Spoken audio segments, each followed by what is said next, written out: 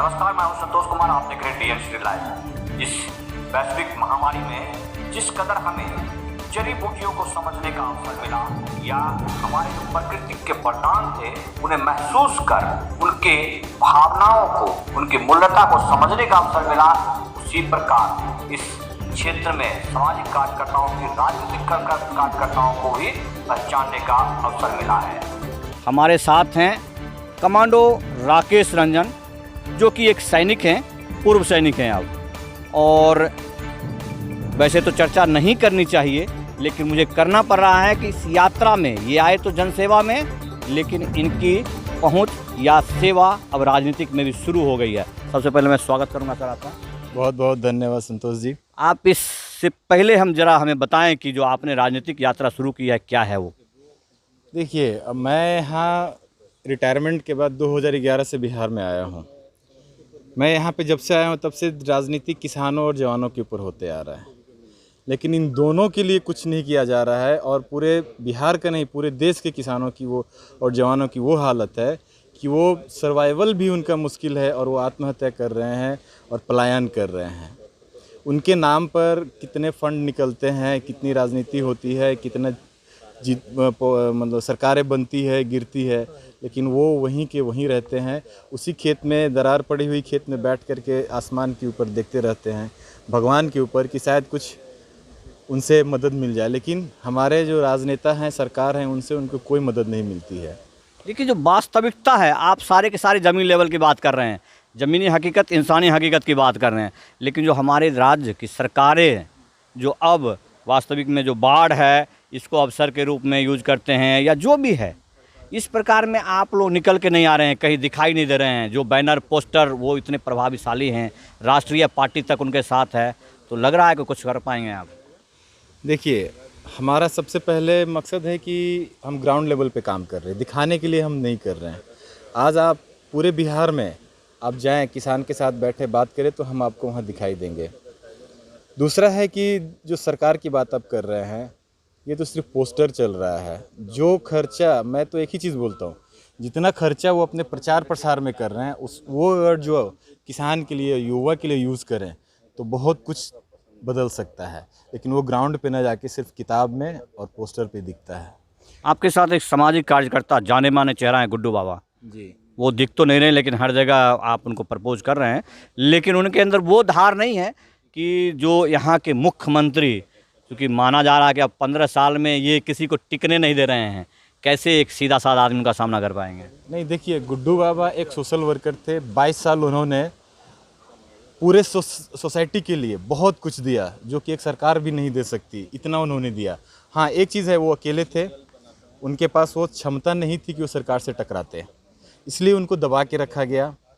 लेकिन अब उनके साथ पूरे राज्य का पूर्व सैनिक और सोशल वर्कर्स, यंग जनरेशन है, जो आज वो एक ताकत बनकर उभरे हैं।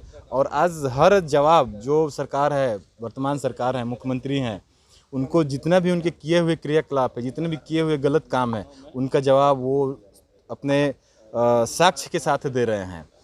हाँ, ये चीज़ ज़रूर है कि हमें दबाया जा रहा है, हमें मीडिया में बाहर नहीं लाया जा रहा है, क्योंकि उनको डर है हमारे से।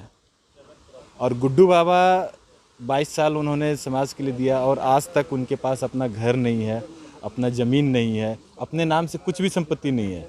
तो वैसे आदमी को हम आगे ना लेके आएँ तो किन को आगे लेके आएँ? उनको जो 5 साल में आते हैं आगे, और पहले एक झोपड़ी में रहते हैं, और उसके बाद फिर उनके पास कोई लिमिट ही नहीं होता कि क्या संपत्ति है।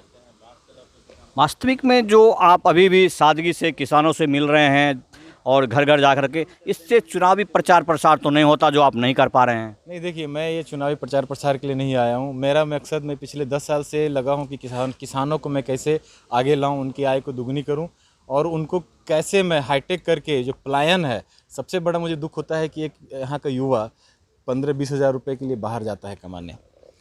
मैं मिलता हूँ, मैं तकरीबन 50 से 60 कंट्री घूम चुका हूँ। वो घूमने के बाद भी मैं वापस बिहार आया हूँ।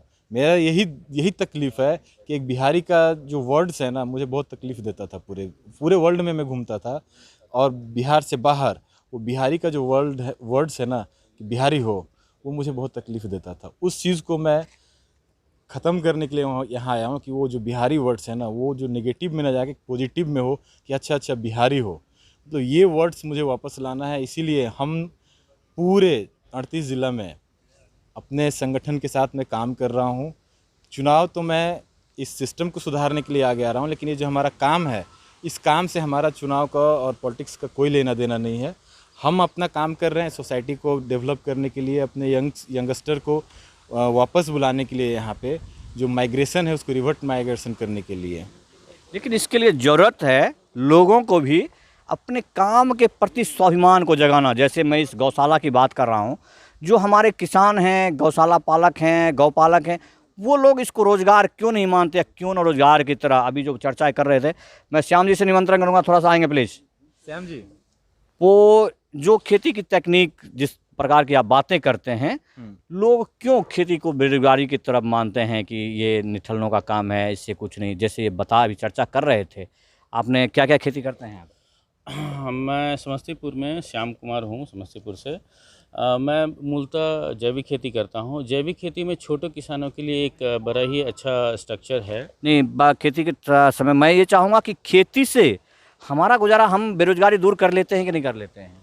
खेती से बेरोजगारी दूर हो सकती है, लेकिन उसमें उनको क्या करना होगा, तकनीक की आवश्यकता है। तकनीक की आवश्यकता है। वो तकनीक आप बांट रहे हैं। ये वेटरन इंडिया, एक चीज़ मैं बता देना चाह रहा हूँ आपको, जो काम सरकार का है, आज युवा कर रहा है उस चीज़ को कि हम कैसे अपने किसानों को, अपने जवानों को, अपने जो यंगस्टर हैं वो पलायन कर रहे हैं, उनको हम रोक करके, उनके पास जनसंपर्क विभाग है, हाँ, फिर भी लेकिन नहीं, वो नहीं कर रहे हैं। आज हमारे उपेंद्र जी जैसे युवा, हमारे रंजीत जी जैसे, जो कि यहाँ पे इतना अच्छा, जो कि मुझे नहीं पता था, रंजीत जी कहाँ है, किसानों के घर, आप जिस चीज़ बताया तकनीक से हमारा रोजगार हमें मिल जा रहा है, गौपालन और खेती से। लेकिन यहाँ के लोग पलायन के लिए खुद भी तो मजबूर होते हैं कि हमें क्यों ना इस देसी चीज़ को अपने पकड़ें जो हमारी विरासत थी। नहीं, देखिए सबसे बड़ा रीज़न क्या है, सरकार की तरफ से सहयोग की बात कर, सहयोग की बात मैं बता रहा हूँ कि कोई सहयोग की नहीं हो पा रही है उनसे, और हम लोग सिर्फ जागृति कर सकते हैं, हम फाइनेंशियल सपोर्ट नहीं कर सकते।